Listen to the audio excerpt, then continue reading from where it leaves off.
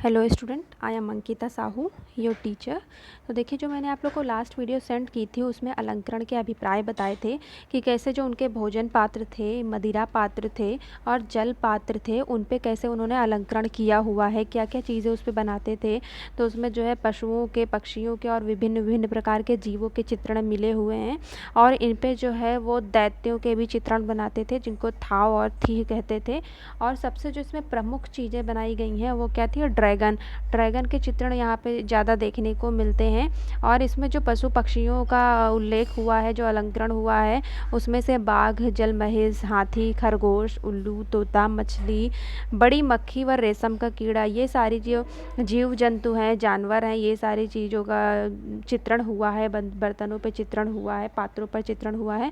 और जो है इसमें जो ड्रैगन प्राप्त हुआ है वो जो है बड़े जबड़ों का, चोंच वाला ड्रैगन और सूंड और पंख वाला, सींगों वाला ड्रैगन अधिकतम जो है इसमें दिखाया गया है। जो इनमें पात्र मिले हुए हैं, भोजन पात्रों पर, मदिरा पात्रों पर और जल पात्रों पर, ये सब जो जीव जंतु हैं, दैत्य हैं, दिखाए गए हैं। और इसमें मैंने आप लोग को पिक्चर भी शेयर की थी पात्र की, और उसके साथ साथ जो ड्रैगन बनाए गए हैं उनके कुछ प्राचीन चित्र भी शेयर किए थे। इसमें जो है मैंने आप लोग को आर्टिस्ट के बारे में भी बताया था कि जो है तशाओ पू झिंग, और जो दूसरा आर्टिस्ट था इसमें छेन जुंग, जो इसका महान आर्टिस्ट माना जाता है। छेन जुंग के 9 जो ड्रैगन है वो बहुत प्रसिद्ध हैं, और वो कैसे टोपी से बादल बनाता था, उसके बाद बादलों से निकलता हुआ जो ड्रैगन है वो कैसे तूलिका से बनाता था, ब्रशेस से उसको सही करता था।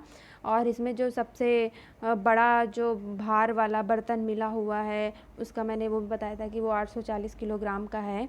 तो उसके बाद मैंने मिट्टी के बर्तनों के बारे में बताया था आपको कि मिट्टी के बर्तन भी मिले हुए हैं जिनमें विभिन्न विभिन्न प्रकार की नक्काशी की गई है। इसमें भी दैत्य और ड्रैगन, ये सारी चीज़ें मिट्टी के बर्तनों पर भी देखने को मिलती हैं। जो चीनी मिट्टी के बर्तन हैं उन पे देखने को मिलती हैं। तो चलिए मैं नेक्स्ट जो आपका ये वीडियो है उसमें जेड की नक्काशी बताऊंगी कि जेड पर कैसे नक्काशी की गई है।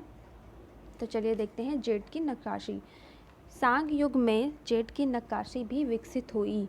यह स्टील से भी कठोर रवेदार पत्थर है जो मुख्यतः श्वेत होता है और हरी, नीली, बादामी, भूरी, लाल अथवा काली आभा लिए भी मिलता है। तो देखिए, जो जेड है ये एक प्रकार का पत्थर है। तो ये जो है इसमें चीनी युग में जेड की नक्काशी प्राप्त हुई है। शांग युग जो है चीन की कला में, उसमें ये जेड की नक्काशी प्राप्त हुई है। तो ये क्या है, वो जो पत्थर होता था वो स्टील से भी कठोर पत्थर होता था, और ये जो है रवेदार पत्थर है, मतलब इसमें छोटे छोटे दाने प्राप्त होते हैं। और ये जो है मुख्यतः कौन कौन से कलर का होता था? देखिए, ये जो है श्वेत होता था, सफ़ेद कलर का होता था, और हरी, नीली, बादामी, भूरी, लाल अथवा काली आभा लिए भी मिलता था। तो ये जो है ये पत्थर इन कलर्स में भी मिलता था, लेकिन अधिकतम आप इसके जब पिक्चर देखेंगे, जेड की नक्काशी के जो पात्र मिले हुए हैं, अगर आप उसकी पिक्चर देखें तो अधिकतम आपको वो श्वेत कलर के ही देखने को मिलते हैं। किंतु ये जो है इन कलर्स में भी पत्थर आता है, बादामी, भूरी, लाल, काली और हरी, नीली आभा लिए हुए भी ये पत्थर मिलते हैं। यह चमकीला, अर्धपारदर्शी, आंतरिक वर्ण तथा चिन्हों को झलकाने वाला होने के कारण शुद्धता तथा साहस का प्रतीक माना जाता है। तो देखिए, ये जो है एक तरह के चमकीला पत्थर है, इसमें शाइनिंग बहुत रहती है, और ये अर्धपारदर्शी, मतलब ये पूरी तरह से ट्रांसपेरेंट नहीं है, थोड़ा ट्रांसपेरेंट है, और इसमें आंतरिक वर्ण तथा चिन्हों को झलकाने वाला होने के कारण शुद्धता तथा साहस का प्रतीक माना जाता है। तो इसमें जो अंदर वर्ण मतलब कलर होता है, तो जिसमें अंदर के कलर्स हैं वो भी अच्छे से दिखते हैं, बहुत अच्छे से वो चिन्हों को झलकाने वाला, मतलब अगर उसमें अंदर भी नक्काशी की गई है तो वो भी बहुत अच्छे से प्रतीत होती है। तो इसीलिए वो साहस का प्रतीक माना गया है, क्योंकि वो बहुत मजबूत होता था, पारदर्शी होता था, और उसमें अंदर की बनी हुई चीज़ें भी झलकती थी, वर्ण, उसके कलर जो थे वो भी झलकते थे। तो इसीलिए वो साहस का प्रतीक माना जाता था। क्या, जो जेड की नक्काशी थी वो तीक्ष्ण किनारे होते हुए भी इससे त्वचा नहीं करती थी। तो इसके जो किनारे होते थे, जो बर्तनों के किनारे बनाए जाते थे पात्रों के, तीक्ष्ण मतलब बहुत ही शार्प उसके कॉर्नर होते थे। तो इतने शार्प कॉर्नर होने के कारण भी जो है इनसे हमारे जो छूने में या फिर इनको उठाने में हमारी त्वचा नहीं कटती थी, हाथ नहीं कटते थे। जेड से शस्त्र तथा दैनिक उपयोग के अनेक उपकरण निर्मित किए गए।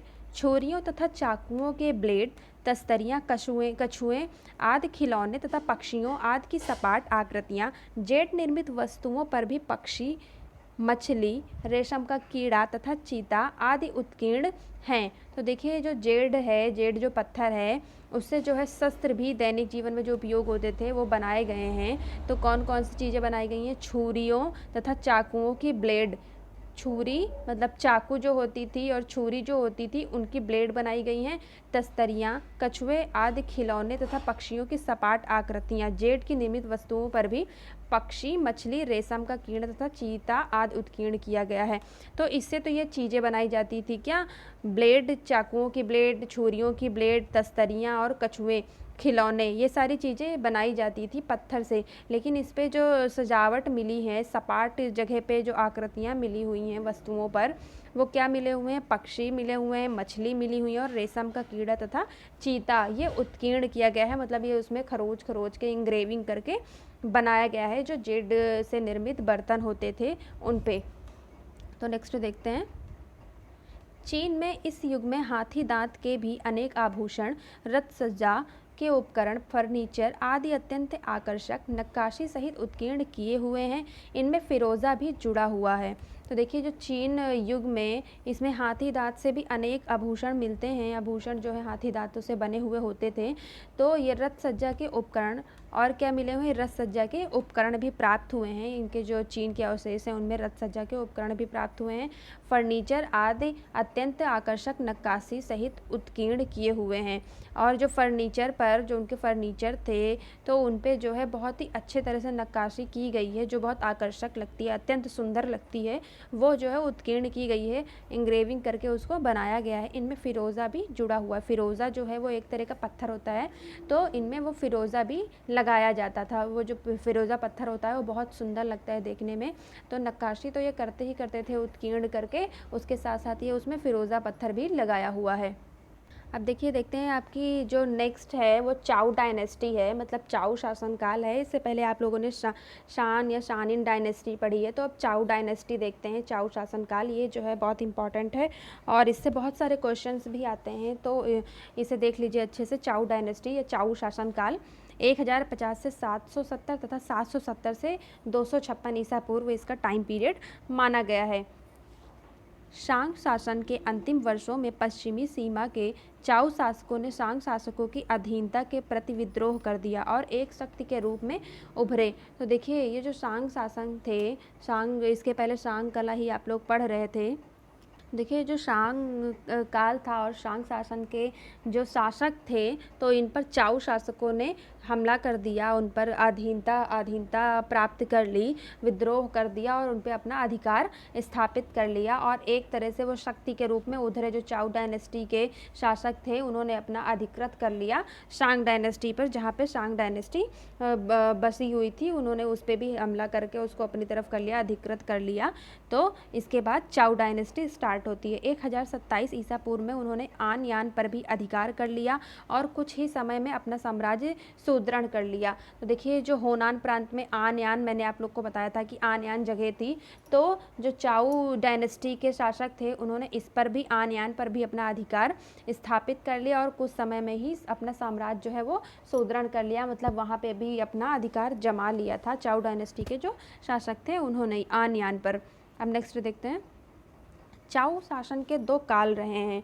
प्रथम काल में राजधानी शैनसी प्रांत में बनाई गई तथा द्वितीय काल में लोयांग में। इसी से इन्हें पश्चिमी चाउ तथा पूर्वी चाउ भी कहते हैं। तो देखिए जो चाउ डायनेस्टी है, जो चाउ शासनकाल है, उसमें दो काल बता रहे हैं ये, कि प्रथम काल जो है वो राजधानी शैनसी में बनाई गई। तो जो प्रथम काल माना जाता है वो शैनसी प्रांत। ये शैनसी प्रांत मैंने आप लोग को बताया था कि शैनसी प्रांत से अवशेष प्राप्त हुए हैं, क्यांगसी और क्यांगसू से प्राप्त हुए हैं। तो यही शैनसी प्रांत में, प्रोविंस में इन्होंने अपनी राजधानी बनाई थी। किसने? जो प्रथम काल है चाउ डायनेस्टी का, उन्होंने अपनी शैनसी प्रांत में राजधानी बनाई और जो द्वितीय काल में उन्होंने लोयांग में अपनी राजधानी बनाई। तो इसी से इन्हें क्या कहा जाने लग गया? पश्चिमी चाउ तथा पूर्वी चाउ। जो दो काल बने इसी के कारण इनको दो भागों में विभाजित कर दिया गया। कौन कौन से? पश्चिमी चाउ तथा पूर्वी चाउ कहा जाने लगा। कन्फ्यूशस ने पूर्वी चाउ को दो भागों में वसंत और पतझड़ में बांटा है जो राज्य की घटनाओं पर आधारित है। ये जो कन्फ्यूशस है ये चीनी प्रसिद्ध दार्शनिक था कन्फ्यूशस। तो कन्फ्यूशस ने पूर्वी चाउ को 2 भागों में बांटा हुआ है। देखिए चाउ डायनेस्टी पहले ही 2 भागों में बट चुकी थी, पश्चिमी तथा पूर्वी, लेकिन कन्फ्यूशस ने जो है पूर्वी चाउ को फिर से 2 भागों में बांटा है। कौन कौन से? बसंत व पतझड़, इन 2 भागों में बांटा गया है जो राज्य की घटनाओं पर आधारित है। तो इन दोनों भागों में इसलिए बांटा है क्योंकि उनके जो राज्य की घटनाएं हैं, कुछ उनकी घटनाएं बताई गई हैं, उनके आधार पर इन दोनों भागों में बसंत व पतझड़ के भाग में इन दोनों को बांटा गया है। किसको? पूर्वी चाउ को। इस युग में अंत्येष्टि संस्कार तथा धार्मिक कर्मकांड बहुत बढ़ गए थे। ये इतने भव्य और प्रभावशाली हो गए कि चाउ युग का अंत एक यादगार बनकर रह गया।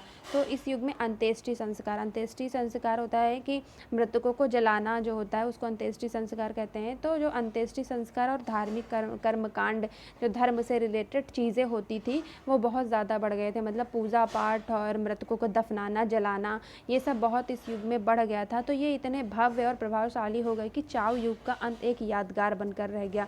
तो ये जो है इतना ज़्यादा, इतने हाई लेवल पे स्टार्ट हो गया था ये धार्मिक कर्मकांड इसमें चाउ डायनेस्टी में।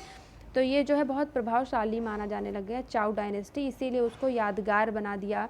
धार्मिक कर्मकांड जो थे उन्होंने, तो ये एक यादगार के रूप में याद किया जाता है। प्रसिद्ध दार्शनिक कन्फ्यूशस तक ने इसे स्वर्ण युग कहा। राज दरबार में संगीत, कला और साहित्य को विशेष प्रोत्साहन प्राप्त हुआ। तो देखिए जो प्रसिद्ध दार्शनिक मैंने बताया, कन्फ्यूशस जो है वो चीनी प्रसिद्ध दार्शनिक हैं, तो इन्होंने इसको स्वर्ण युग कहा। तो ये जो है आप लोग याद रखना कि जो चाउ डायनेस्टी है, चीन की चित्रकला में चाउ डायनेस्टी को स्वर्ण काल कहा जाता है। और किसने कहा था? कन्फ्यूशस। कन्फ्यूशस कौन है? चीनी दार्शनिक। तो इसने जो है वो चाउ डायनेस्टी को, चाउ शासनकाल को स्वर्ण युग कहा है। राज दरबार में संगीत, कला और साहित्य को विशेष प्रोत्साहन प्राप्त हुआ। इस टाइम पे जो है देखिए राज दरबार, जो दरबारी कला है, संगीत कला और साहित्य है, उसको बहुत प्रोत्साहन, मतलब उस कलाओं को बहुत आगे बढ़ाया गया, प्रोत्साहन प्राप्त है उनको। उन कलाओं के बारे में काफ़ी जानकारी चाउ डायनेस्टी में मिलती है। कौन सी? संगीत कला और साहित्य के बारे में। कांस्य पात्रों पर शासनादेश अंकित किए जाने लगे, जो आज तत्कालीन इतिहास को जानने का मुख्य स्रोत बन गए। तो देखिए जो कांस्य पात्र थे उन पे शासनादेश अंकित किए जाने लगे, मतलब जो शासन के आदेश होते थे वो पात्रों पर लिखे जाने लग गए। आज तत्कालीन इतिहास को जानने का मुख्य स्रोत बन गए, मतलब जो उस टाइम का इतिहास था उसको जानने के लिए आधुनिक जो जानकारी हमें मिलती है पहले इतिहास की, तो वो किससे मिलती है? जो कांस्य पात्रों पर उनके शासना आदेश लिखे जाते थे, अंकित किए जाते थे, तो उन्हीं से हमें साक्ष्य मिलते हैं और इतिहास देखने को मिलता है। तो वो एक तरह से जो कांस्य पात्र थे वो हमारे लिए स्रोत बन गए, इतिहास को जानने के लिए वो मुख्य स्रोत बन गए। इस युग की कला के उल्लेख ही अधिक मिले हैं, नमूने कम। कांस्य पात्रों की कला में लेख बहुत अधिक स्थान ग्रहण किए हुए हैं, आकृतियों का अंकन कम हुआ है। तो देखिए जो चाउ डायनेस्टी है, जो चाउ डायनेस्टी का युग है, उस टाइम पे कला के जो नमूने हैं वो कम प्राप्त हुए हैं। जैसे मैंने शांग काल में आपको इतना सब कुछ बताया कि वो पात्रों पे कौन कौन से पशु पक्षियाँ, दैत्य और ड्रैगन ये सब ड्रॉ करते थे और जो है उत्कीर्ण करते थे, लेकिन जो चाउ डायनेस्टी है उस पर जो है कला के उल्लेख, मतलब लिखावटी चीज़ें ज़्यादा मिली हुई हैं, उनके बारे में जो साक्षरता ज़्यादा मिली हुई है, लिखी हुई चीज़ें ज़्यादा मिली हुई हैं, और नमूने कम, मतलब एग्जाम्पल जो थे, अलंकरण जो थे वो कम प्राप्त हुए हैं।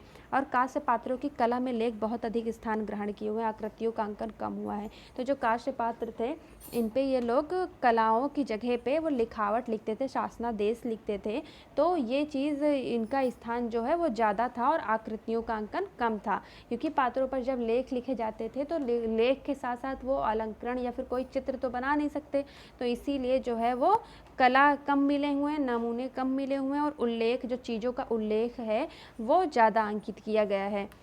प्रायः मछली और ड्रैगन की भद्दी और आकृतियाँ अंकित की गई हैं। चक्करदार पूंछ सहित एक नए ढंग का भयंकर पशु और पीछे मुड़कर देखती एक चिड़िया अंकित होने लगी थी।